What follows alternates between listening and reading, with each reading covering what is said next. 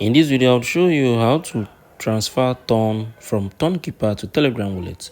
What you need to do, go to your Telegram wallet, open your Telegram, click on the wallet, wait for it to open up.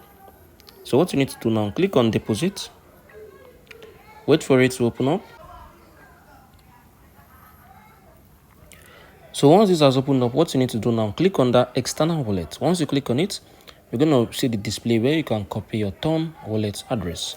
So once I've copied it, go to your Tonkeeper, come on here, click on send, come on here, enter that wallet address is copied on your Telegram wallet, enter the amount of Ton you want to send, and enter the required comments you need. Once you are done, you're going to perform the required sign-in for you to be able to send Ton from your Tonkeeper to Telegram wallet. If you found this video, please share your thoughts below in the comment section. Thank you for watching.